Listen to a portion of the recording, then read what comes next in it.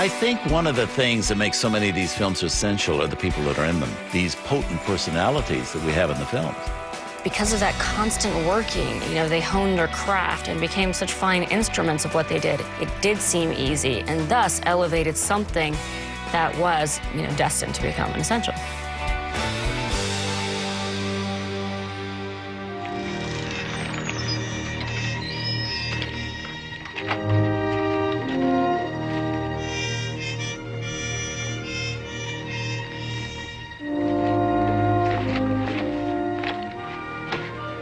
Cooler.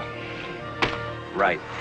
I think one of the things I love about The Great Escape so much, Rose, is the fact that it's one of those films you can't tune out of. You tune into it, and it's like a great book.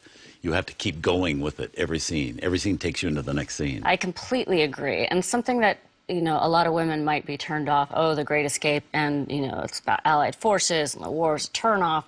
But I think, you know, it's for women and men, not to be sexist, because I'm absolutely not. But I think it's really enjoyable for both. And, okay, 3 hours sounds a bit scary and like a commitment, but like any good book that all of a sudden you get sucked into, Right. you have no memory of it being that long. It whizzes by. Whizzes by. That. And great actors. I think one of the things I love about this movie so much, too, is I think it's like perfectly cast. Everybody is so right. Steve McQueen is so good. I don't think he ever fit a role any better than this. I haven't seen Berlin yet, from the ground or from the air, and I plan on doing both before the war's over. All American officers so ill-mannered. About 99%. His whole career and his kind of aura and his myth was based around him being, you know, the individualist. Right. He wasn't part of, you know, the populace of general actors. He was kind of in his own pantheon. Not necessarily of great actors, but his own, you know, and you just see him. There's some people who have the it factor. Right. He has the it factor. Right. And, you know, obviously it's not true to the story, the true story, in the sense that there were no Americans in his camp. Right. But, you know, gosh, what would it be like without James Garner and Steve Yeah, McQueen James Garner, again? again, he's one of those guys that never has gotten the credit he deserves as an actor. You were a Boy Scout? So was I. Really? Yes, I had 19 merit badges. I had 20. When people make it look easy, Mm-hmm. you know, that's when they just get kind of overlooked. I mean, I wonder if there's a way to make it look hard. I don't know. But he's so, you know, that great 60s chic in his white turtleneck. Like the best dressed people in a prison encampment ever. I also find it interesting is that it turns out that I think that 3 of my favorite movies of all time are all prisoner of war movies. I love Bridge on the River Kwai, and I love Stalag 17, and I love this. So I wonder what that is about it that attracts me to movies about being... Do you want to go and list? I guess I do. I guess I do. guess so. Because they don't make it look fun in any of those movies, but they're all such entertaining films, all of them. But I think The Great Escape may be the best of all the POW movies that are out there. So we have to also give credit to John Sturges, who directed it. Yes. It's great. Elmer Bernstein's music score, wonderful. I think it's great how he made, you know, he had the, you know, the Allied forces and then, you know, the Nazis had completely different instruments, and the instruments that he chose were going at each other the entire movie as if it was a completely different character.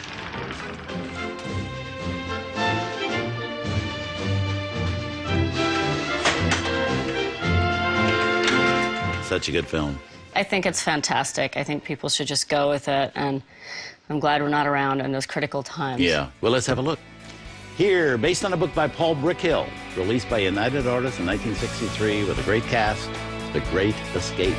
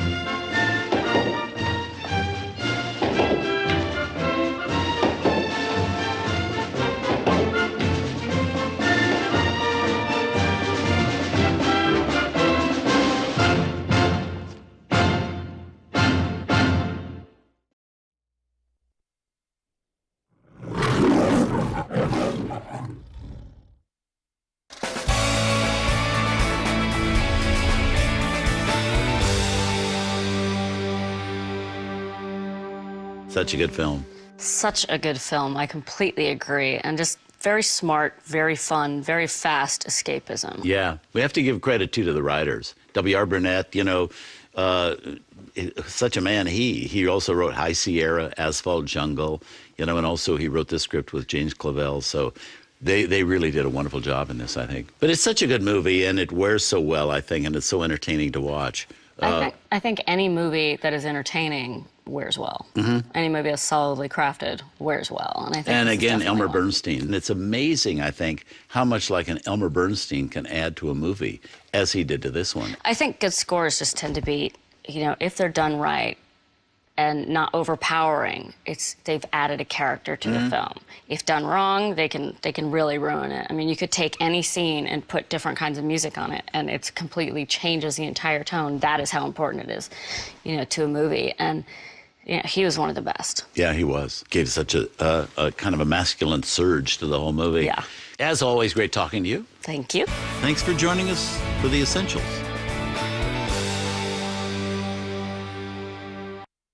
Tonight on Turner Classic Movies, Steve McQueen makes and takes millions in the Thomas Crown Affair.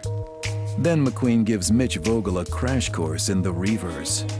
And Natalie Wood is looking for love with the proper stranger. TCM won't ask questions tonight.